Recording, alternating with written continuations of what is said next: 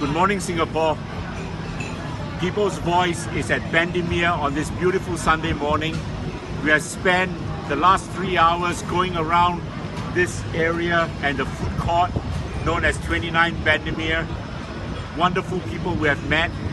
I've been very interested today in my conversations, especially with the young people. I met a very young man by the name of Nick Chia, and I asked him how he felt about the situation in our country. And you know what he told me? He said he thinks we are on the wrong direction. We are on the wrong track. And when I asked him, I said, please elaborate, please tell me more what you mean by that. He says, we just don't think that we have good prospects in this country, that we don't have a good future. So many of my friends have chosen to leave this country. And I said, what don't you feel confident about? He says, I don't think we've got a good future in jobs. I don't think we've got a good future as far as wage growth is concerned. And cost of living is very high. So, very interesting. But I think these are serious issues that concern all Singaporeans, not just the young people.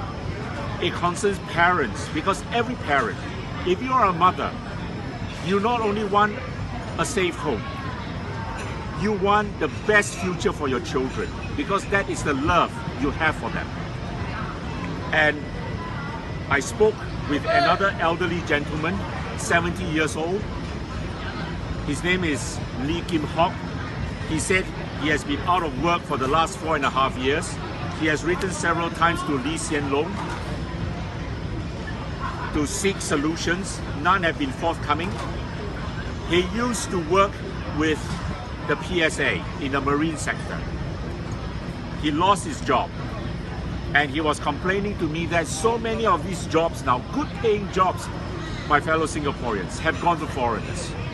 And you know, Mr. Lee is the second person I have met in recent weeks who has told me that. A few weeks ago, I was in a Grab taxi, and the taxi driver told me the same thing. He was working as a crane operator for PSA. He was laid off, and his job went to Malaysia. So both these gentlemen tell me the same thing. What is my government doing? The government's main duty is to protect the interests of Singaporeans. That they are not doing. They rather bring in foreigners because they earn money that way through the foreign workers levy. Of course, you know, their wages are cheaper. Many employers don't have to pay CPF contributions. But these are measures at the end of the day, my friends, that hurt Singaporeans. Other people today, this morning, have complained to us about, again, issues like the CPF, why it has not been released as promised at 55. I tell you this, when PV, People's Voice, is part of the government, we will release CPF at 55. We are now going to go to another location in Kreta Ayer. This is part of our tour of Jalan Besar this weekend, and I will see you there. Thank you. Friends, we moved from Bendemeer to Kreta Ayer, and we have just finished a tour of this area. We alighted at Keong Saik Street, right in the heart of Chinatown, and we have made our way now to Chinatown complex, and here I am speaking to you. We have spoken to so many people today, and you know what? We can sense the palpable anger and the frustration of Singaporeans when they tell us about the difficulties in their lives. So many of them have seen so many things gone wrong recently with this government and in our country. And one person told me he's praying for our nation. He feels that there is something very wrong. And, you know, this is a government that has no idea about what it is doing. And of course, to people here, two things stand out that are repeatedly said to me. One is the CPF. There are many people in that demographic who require the CPF to survive.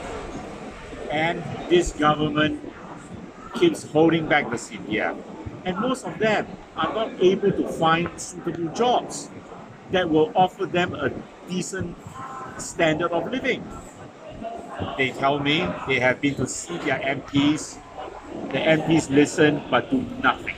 Do nothing. And Singaporeans, do we hear even reasonable arguments in Parliament?